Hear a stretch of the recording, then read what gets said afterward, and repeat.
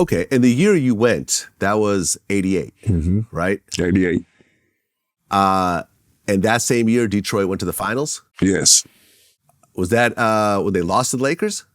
That's when they beat the Lakers. When they beat the Lakers. Okay, got it. So the year before, you were on the team. You guys get to the finals. You lose to the Lakers. Yeah. That next year, you guys make it to the finals and you beat the Lakers, but you're off the team because you're in rehab. Right. So are you in rehab when the finals are happening? Yes. So you're sitting there in rehab watching your team win the finals and celebrate without you. Watching every moment.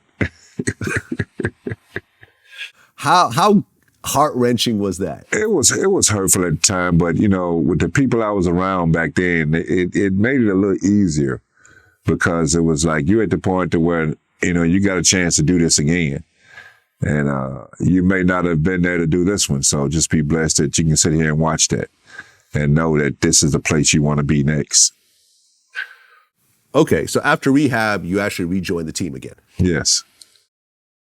And by this time, they're actually the bad boys. Mm-hmm. What changed with the team after you came back? I don't think much changed. I think I'm not really sure. They still welcome me back with open arms. Me and Isaiah has been friends since I was in the 8th grade. And they welcome me back with open arms and let's play. Just, all that's behind you and let's just move forward. And that's what we did. Well, I mean, the bad boys got their name because a lot of people felt that they played dirty. Okay. Would you agree or disagree? I disagree. Okay. It wasn't dirty. It was physical. There's a difference between playing dirty and playing physical. Physical, you got to show what you did in the weight room. If you get the ball down low, you got to make sure that you know what you're doing with it.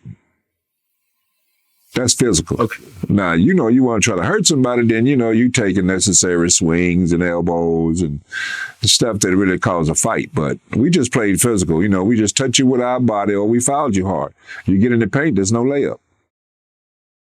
Well, I mean, to be fair, Bill Lambier was on your team, who is considered the dirtiest player ever by some people. Okay. Do you think that's a fair label, or do you think that's unfair? Now, if he's on your team, you love him to death because he makes the game so much easier by getting those people out of their game. He do everything, foul, smack them on the arm, anything, just anything to get on their nerves because they didn't like him anyway. But that was the cause of us winning a lot of games because him and Rick would get people just completely forget about basketball. Let's just fight. And you can't do that. But as they're getting mad, we just playing because we did the same thing to each other in practice. Okay. So the 1990 season starts and you actually set an NBA record that year. You, as a member of the Pistons against the Seattle Supersonics, you set an NBA record for the fewest minutes played in a game with 3 or more three-pointers made. You shot 3 for 3 in a minute. Yeah. So you made three three-pointers in 1 minute. Well, I remember that game very well. We were we were there, and everybody already knows that Sean Kemp and I had the same agent. And Sean Kemp, he was destroying everybody, doing all his dunks and the whole 9 yards. So our first 5, I guess first 8-man rotation wasn't cutting the mustard. They were just, didn't shoot good, wasn't playing good the whole game. So right almost about 2 minutes left in the game, maybe less, Chuck Daly told all of them to sit down and empty the bench. As I'm running past him, I'm saying, Chuck, we got the green light? Chuck said, I don't care what y'all do. Okay. So when he went to sit down, I told Lance Blanks. I said, Lance, run my play 3 times in a row. He said, you for sure? I said, man, run the play 3 times in a row. Okay. We down 12. He come down, I set the first pick, he tossed it back to me, I shoot it, go in. Okay, go back down, it's a turnover. Come back down again, they passed me the ball, we called 15, he went off the other side, the opposite way, passed it back to me. I shot and hit another 3. So By this time, we go to the other end. We foul us a 1-and-1. He missed the 1-and-1. We go back to the other end. That's what Michael Cage was playing. We go back to the other end. We run the same play. He give it to me again. I pump fake Michael Cage and step one side and shot it again. I hit 3 threes in a row. They called timeout. Chuck put the whole first 5 back in.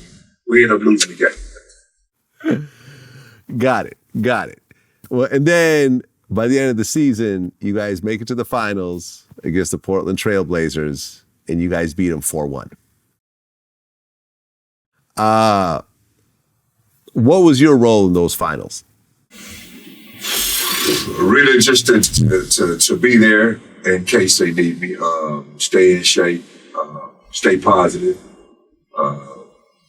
Pretty much just be ready to go at any time because somebody could go down and you need to step in that place and be able to pick it up.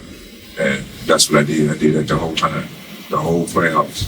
I was always ready to go. How did it win to actually win a finals on a team you're on at this point? You know, it felt like my high school days because we won a championship in high school. We were the underdogs in high school.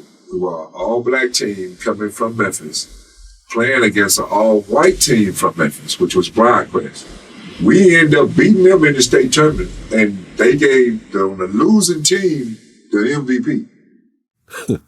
So, wow. And it felt something like that, but without the MVP part.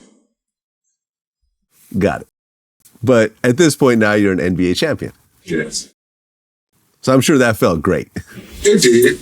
It felt good for a while. I mean, I knew that we were always the number one team to beat. So I was always talking noise the rest of the summer.